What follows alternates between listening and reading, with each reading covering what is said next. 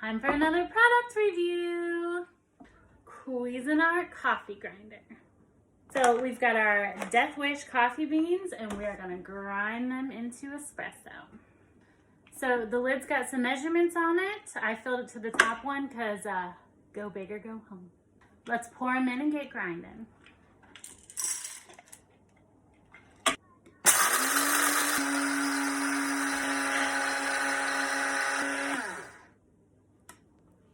Let's see how we did.